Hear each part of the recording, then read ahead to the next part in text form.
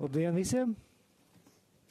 Esiet sveicināti preses konferencē, kas veltīta NATO ģenerāla sekretāra, Kanādas un Spānijas premjerministra vizītē Latvijā, tā skaitā arī Ādažu militārajā bāzē, kur šobrīd atrodamies. Sākam preses konferenci. Lūdzu vārds Latvijas ministra prezidentam Krišjānam Kariņam. Paldies! Labdien visiem! Putina karš Ukrainā ir saliedējis NATO partnerus. Šodien es gribu izteikt paldies mūsu partneriem, kas šodien ar mani šeit stāv. Tātad Jensam Stoltenbergam, NATO ģenerālsekretāram, Justinam Trudeau, Kanādas premjerministram un Pedro Sanchez, Spānijas premjerministram par to, ka šodien bija iespēja mums visiem četriem šeit Ādašos tikties.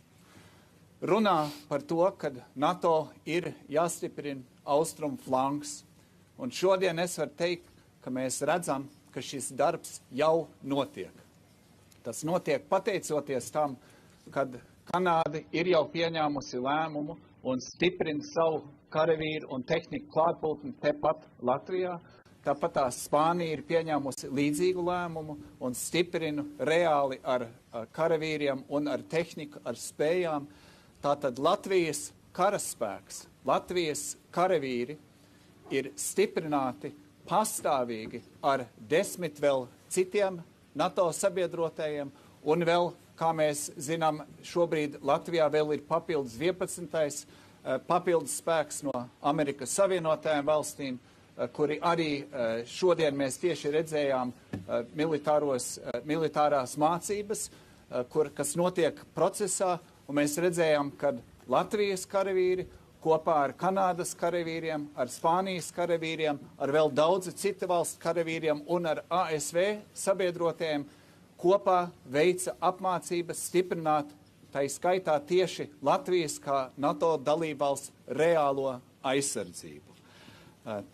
Mēs esam salīdzinoši maza valsts, bet mēs esam daļa no pasaules lielākās un spēcīgākās militārās alianses, kur mēs, saliekot plec pie pleca, esam nepārvarami. Bet šeit jāatgādina, ka mēs, Latvija, neesam tikai drošības patērētāji. Mēs reāli ieguldam un ieguldīsim arī savas valsts aizsardzībā.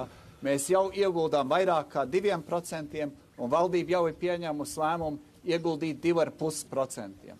Tātad mēs darīsim visu, lai uzlabotu savas reālās kaujas spējas, protams, arī mūsu spējas uzņemt un sadarboties ar aizvien lielāku skaitu citu NATO valstu karavīriem. Vēlreiz paldies jums visiem, Jens, Justin, Pedro, par jūsu klātbūtni un, protams, par to, ko arī jūsu valsts reāli dara, lai stiprinātu ne tikai NATO kā tādu, bet konkrēti arī Latvijas drošību. Paldies! Paldies! Lūdzu vārds NATO ģenerāla sekretāram Jensam Stoltenbergam. Prime Minister Karins, Prime Minister Trudeau, Prime Minister Sanchez, dear Christianis, dear Justin, dear Pedro. It's great to be together with all of you here today. This demonstrates really NATO solidarity, that we stand together. Facing a critical moment for our security caused by the brutal invasion of Russia of a peaceful country in Europe, Ukraine. President Putin's war on Ukraine has shattered peace in Europe. It has shaken the international order and it continues to take devastating toll on the Ukrainian people.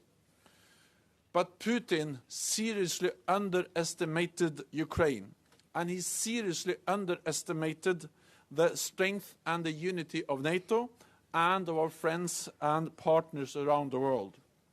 We have imposed unprecedented costs on Russia.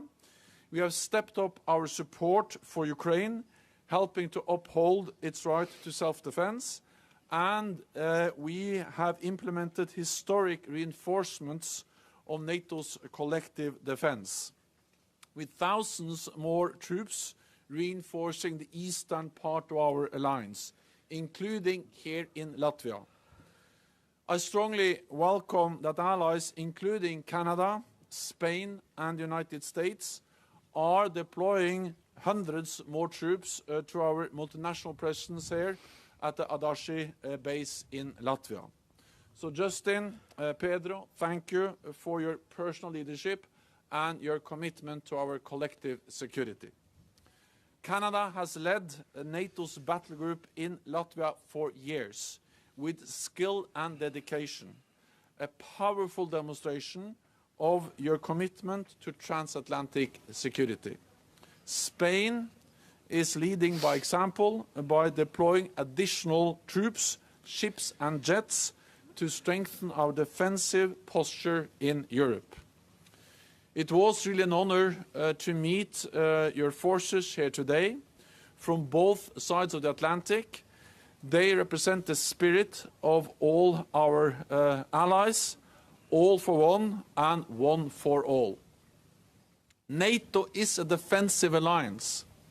We do not see conflict with Russia. Our ultimate responsibility is to keep our 1 billion citizens safe. This means we must do everything possible to prevent the conflict from spreading beyond Ukraine. And our presence here in Latvia sends an unmistakable message of unity and resolve. Our commitment to Article 5 of the Washington Treaty is absolute, and we will do whatever it takes to protect and defend all allies. So Christianis, Justin and Pedro, at this dangerous moment for our security, we stand united for our people and our values. Europe and North America together in NATO. Thank you. Paldies. Lūdzu vārds Kanādas premjerministram Justinam Trudeau. Bonjour tout le monde. Je suis très heureux d'être ici avec vous aujourd'hui. I'd like to first thank Prime Minister Kariņš. Thank you so much for your warm welcome. As well, we continue to strengthen the relationship between Canada and Latvia. Prime Minister Sanchez, Pedro, it's good to see you. I know how important the contribution of Spain is to the success of the mission here. NATO Secretary General Stoltenberg, thank you, Jens, for being with us today. It's extremely important.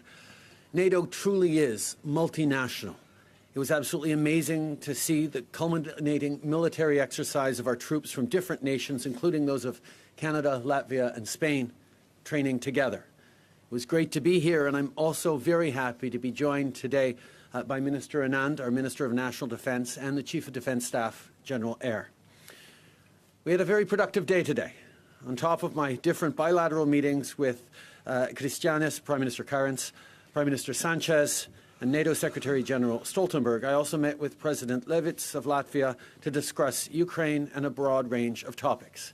In addition, this morning, Christianis was able to organize that we were joined virtually by the Prime Minister of Estonia, Kaja Kallas, and the Prime Minister of Lithuania, Ingrida Šimonytė.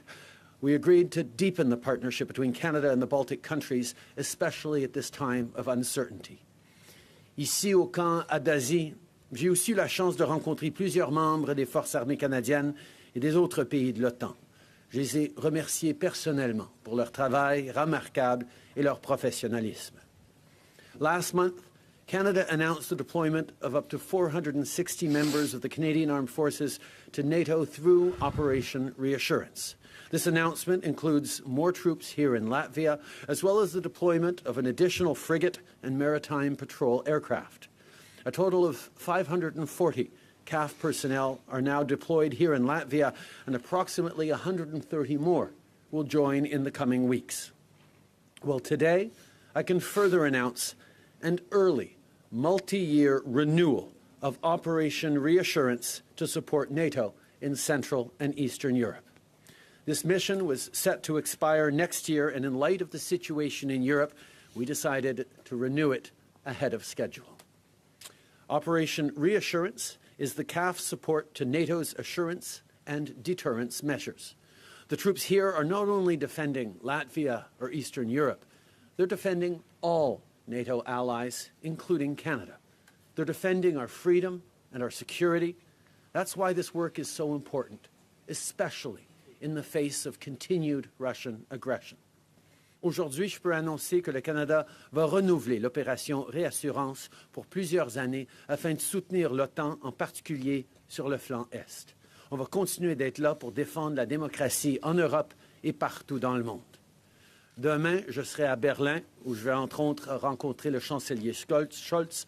Et merci encore à nos forces de nous accueillir aujourd'hui. Today, in particular, during International Women's Day, I want to thank all the brave women who serve in the Canadian Armed Forces for their outstanding work, and all the women who serve in armed forces around the world. Canada will continue to be an ally and partner to help defend our shared values, and we will continue to be there for Ukraine. And now I'd like to turn the mic over to Canada's Minister of National Defence, Anita Anand. Anita.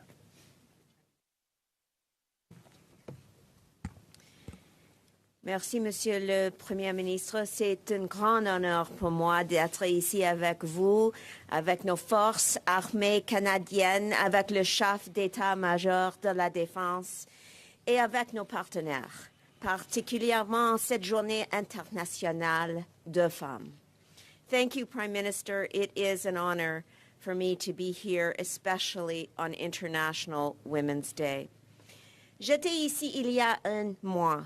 I was here less than 1 month ago, and it is so good to be back here today to see the troops and to thank them for their service. My visit in early February and a number of engagements thereafter, including the recent NATO defense ministers meeting in Brussels, made clear that operations like Operation Reassurance represent the very best that NATO has to offer. This is the message that I hear in every meeting and continue to hear. In response to this message and to Putin's further aggression, we announced on February 22nd up to 460 more troops to NATO through Operation Reassurance, on top of the 500 already here, and the deployment of, as the Prime Minister mentioned, an additional frigate and a maritime patrol aircraft to reinforce NATO's eastern flank. Now, as the Prime Minister just announced, we are going even further. Today, we are renewing our support by extending Operation Reassurance mission 1 year ahead of time.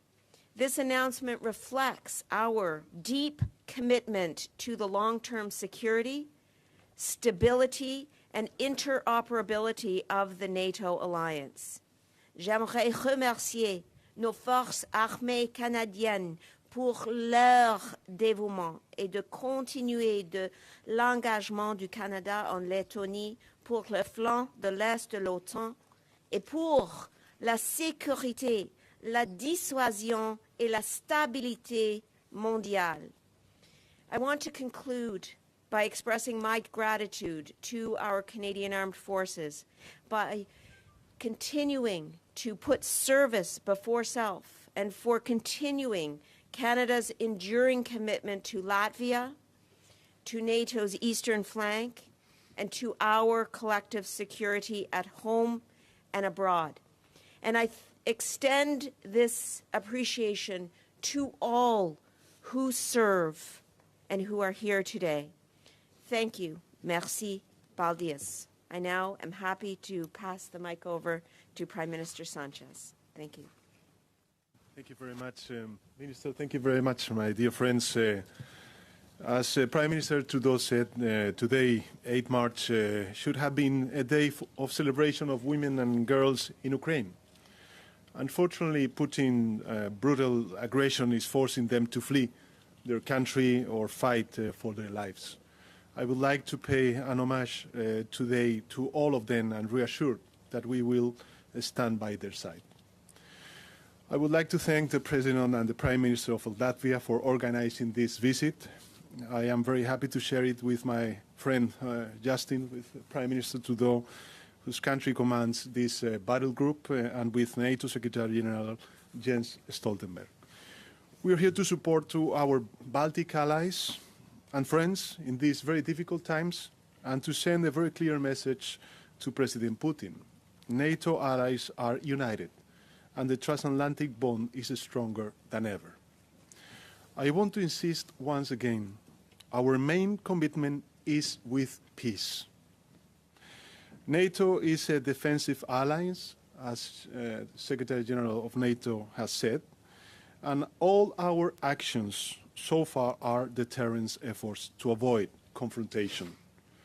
The Spanish troops are the second largest contingent here in Adazi's battle group, and I want to recognize our soldiers' dedication, solidarity, and professionalism. We are increasing our deployment with 157 additional soldiers, and we are also ready to fulfill our commitment through the graduate response plans. I would like to reaffirm Spain's unwavering support to Ukraine.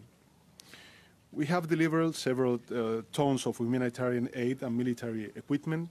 Spain will also be up to the challenge that represents the dreadful humanitarian crisis caused by this terrible war, with over 1.7 million people fleeing their country. We will stay by the Ukrainian government and by the Ukrainian people to withstand Putin's unjustified attack. This is an act of aggression, not only to Europe's security, but also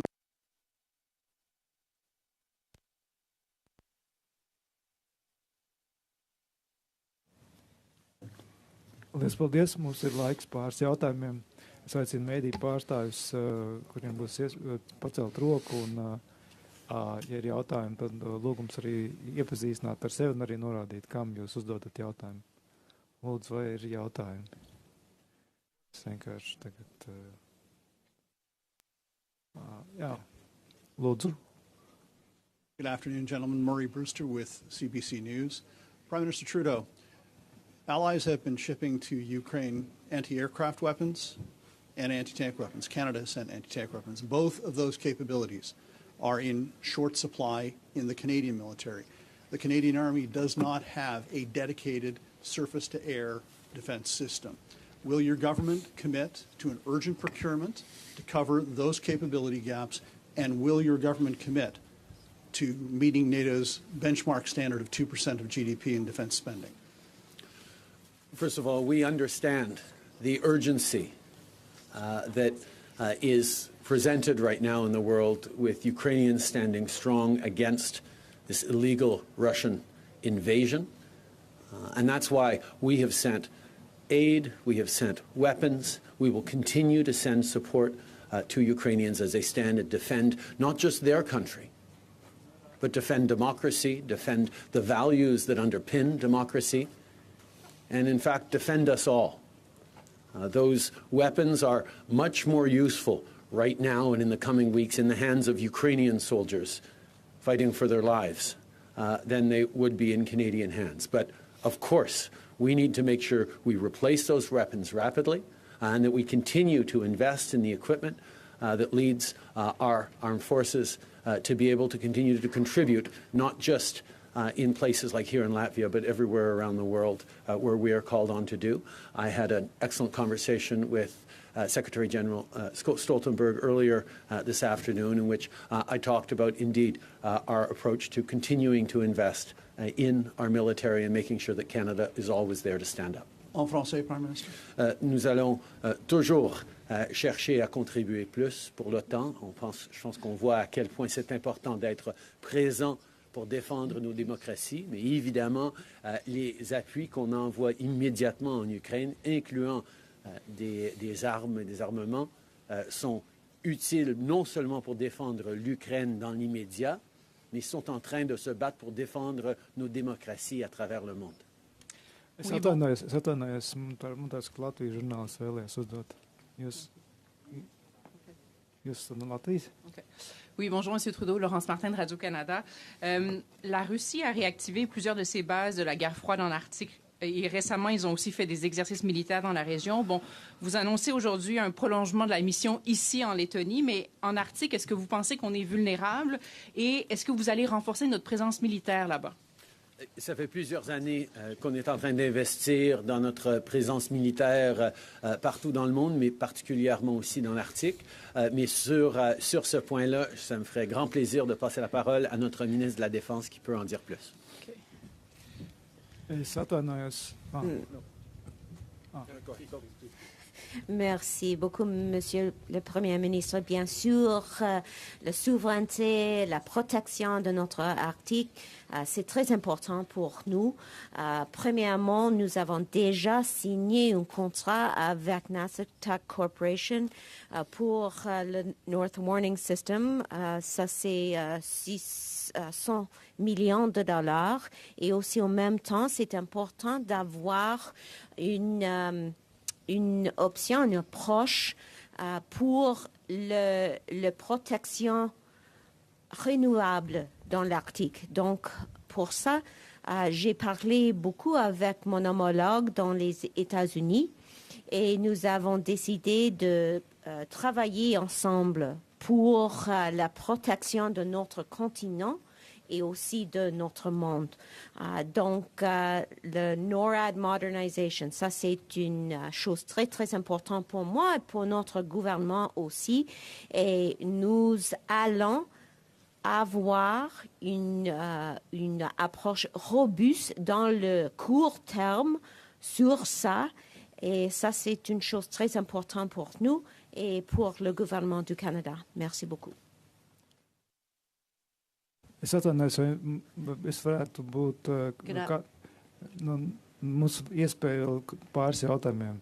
Vienam, vai ir kāds mēdījis no Spānijas? Jūs? Yeah. Hello. So far, well, I'm Iñaki Aguado from Informativos, I think on behalf of all the Spanish journalists here today. So far the response through sanctions has not stopped Putin. What should be the path from now on? How far can NATO go? And how far can the European Union go as well? Do you consider the possibility of stopping buying oil and gas from Russia, just like the US has proposed? And do you think that Argelian gas could be the solution to supply all European countries? And Prime Minister Sanchez, as far as Spain goes, what steps are you willing to take to respond to the economic impact of the war in our country? Is it possible to use the loans of the Next Generation funds? And is it possible to lower fuel taxes? And we would be very grateful if we could have an answer in Spanish as well. Thank you. Well, thank you, Iñaki, for your questions. First of all, I think it's crucial to be united. This is what we are showing today with the Prime Minister of Latvia, Prime Minister of Canada, Secretary General of NATO, Spain, and all the allies in NATO and the European Union. And that is why I think it's important not to, to advance different measures that we're going to debate in the Council in the coming days in Paris. But of course, economic sanctions is one of the most powerful instruments that we have in order to stop this terrible and unjustified war that Putin is,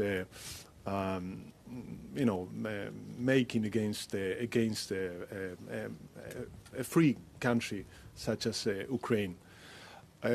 Secondly, of course, I think it's very important to act regarding the economic impact in Spain and, of course, in the world economy and especially in the European economy.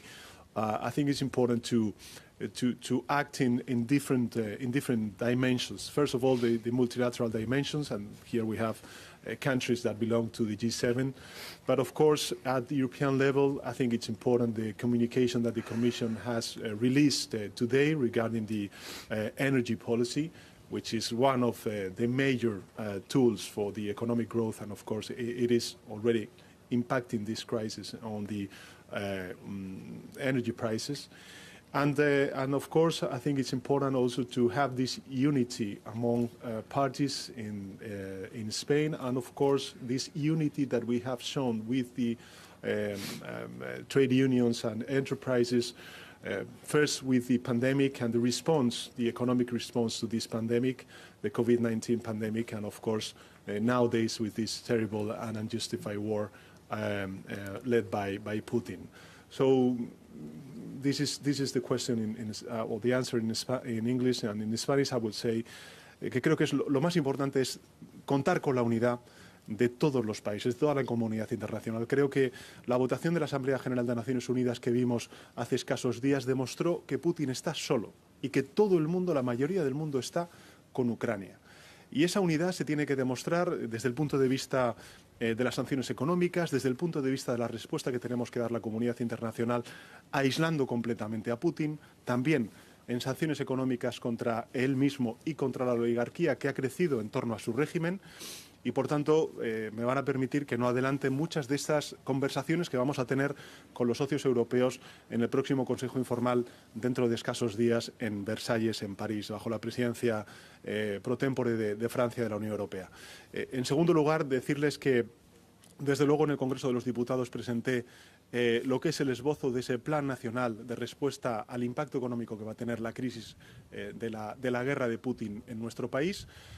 Hace escasos días, este pasado lunes, me pude reunir con los agentes sociales, sindicatos y empresarios para trasladarles cuáles eran las líneas de actuación que vamos a hacer desde el Gobierno, precisamente para amortiguar el impacto que en el ámbito de los precios, tanto de la energía como también de las materias primas, va a tener esta terrible crisis. Que va a costar, sin duda alguna, pero mayor sería el coste si no actuáramos en contra de Putin, si no actuáramos en contra de quien ahora mismo no solamente está infringiendo la legalidad internacional, sino que está poniendo en cuestión y en riesgo la seguridad de todos los europeos, que es precisamente lo que venimos aquí a garantizar. Esa seguridad en las fronteras europeas, ya sea en Letonia, ya sea en Estonia, ya sea en cualquiera de los países del frente oriental de Europa. Y esa unidad de los aliados y esa unidad también de los europeos me parece ahora mismo trascendental. Y desde luego España, como he dicho en otras muchas ocasiones, va a estar donde debe estar y hará lo que deba hacer. Thank you. Gracias. Mums ir laiks vēl vienam jautājumam vārds. Nē. Es atvainojos, nē. Mums ir Latvijas žurnālistai Inai Strazdiņai. Lūdzu, vārds jums. Jā, mums. Thank you so much. Ines Strazdiņa, Latvian television. Just very shortly, my question to Mr. Sanchez. You already mentioned that you decided to send more troops to Latvia. Could you please be a little bit specific about when they could arrive? Thank you so much. Well, thank you very much. Actually, we've been committed with Latvia for long under the command of the Canadian Army, and we are going to deploy, as I said before, 150 new soldiers here in this base, and it's going to be very quick, very fast, since the NATO Secretary General and, of course, the commander asked us to deploy as fast as we can these military units. Paldies, un saprotu, ka mums ir vēl viens jautājums. Mēs varam paņemt vēl vienu jautājumu. Lūdzu, vārds. Thank you. Good afternoon. Secretary General, what would NATO do if Vladimir Putin encroached on even 1 centimeter of NATO territory? And Mr. Trudeau, would you be willing to go to war? We are here to deter any attack on any NATO allied country, and deterrence has helped to preserve peace for more than 70 years. Now we are stepping up to send an even stronger message to President Putin that an attack on one ally will trigger the response from the whole alliance. So we are here to protect every inch of allied territory of Latvia and all other NATO countries. And the purpose of that deterrence is not to provoke a war, but it is to prevent the war, it is to preserve peace. And when we see the aggressive actions of President Putin against Ukraine, it has led to a big reinforcement of our presence in Latvia and also in other parts of the eastern flank of our alliance. And I would like to commend Canada, Spain, and also Latvia as a host nation for really demonstrating unity, demonstrating commitment to our collective defense. And as long as we stand together, North America and Europe in NATO, we are all safe because we are by far the strongest alliance in history. And the unity is much stronger than President Putin expected. He wants less NATO, he's getting more NATO. He wanted to divide us. He's getting a more united alliance. So we are here to preserve peace, prevent war, and that's the reason why we are increasing our defensive deterrence presence in Latvia and in the rest of the eastern part of the alliance.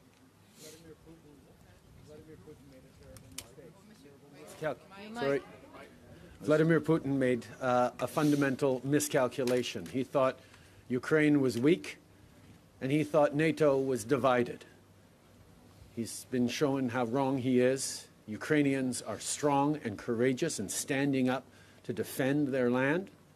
And NATO has never been more united and determined than we are now. And I know I can speak for all NATO members when I say we will all abide by Article 5. En français, s'il vous plaît. Je peux vous dire que Vladimir Poutine a fait une grave erreur en pensant que les Ukrainiens étaient faibles et que l'OTAN était divisée. Il a vu qu'au contraire, l'Ukraine est très forte et se bat avec un courage incroyable et inspirant. Et il voit aussi que l'OTAN est plus unie que jamais et déterminée à démontrer cette unité à tous les jours.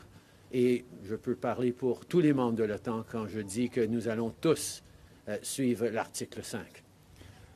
Paldies, mums laiks ir beidzies. Paldies visiem par dalību, preskonferenci noslēgsies.